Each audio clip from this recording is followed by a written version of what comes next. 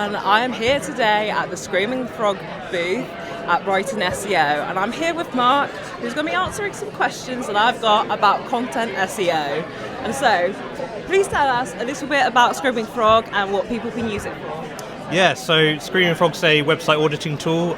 It does a lot these days. I guess most people would use it to find like SEO issues and stuff like that, but yeah, it's changed a lot over the years. It does everything, and like everyone else, we've got AI integration as well, so yeah.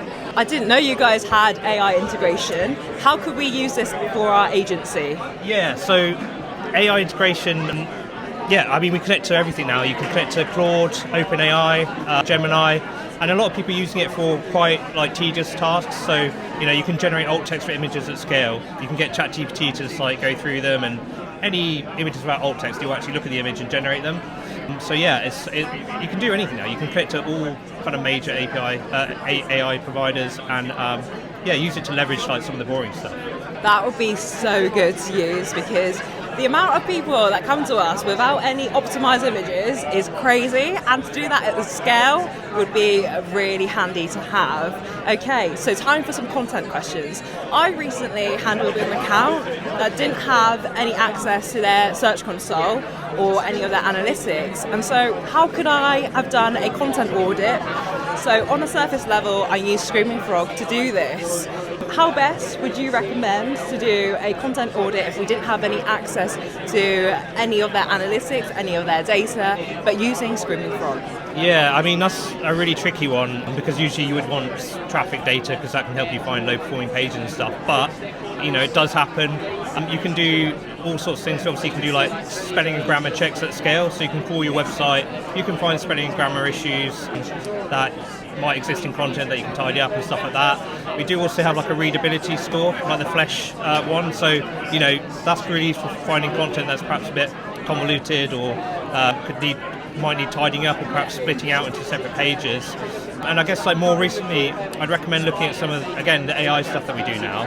You can now connect to ChatGPT or Gemini or something like that, and generate vector embeddings for content, and that's really good for basically finding similar content, overlapping content that you perhaps have cannibalizing issues and stuff like that.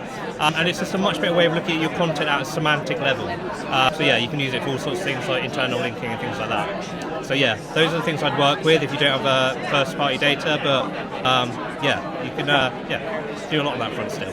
No, Screaming Frog is one of the best tools, especially with content, for identifying any issues that you do have, such as duplicate H1s and also missing meta and title descriptions. I find that super useful, especially when I'm downloading the data and then reporting this back to the client as well. It's super important for us to be transparent about the work that we're doing, and really helping and educating the client as to what is missing and the opportunities that we can find within the content. I've got one last question for you, Mark, and that is, what do you think about LLM.txt files? Yeah, that's quite a controversial topic at the moment, but it's relevant.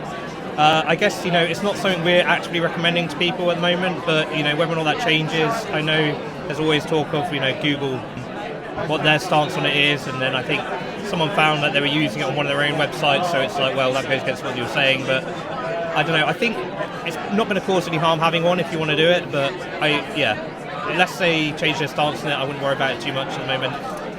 So yeah. Thank you so much for your time today. No worries. Thank you. Nice to meet you.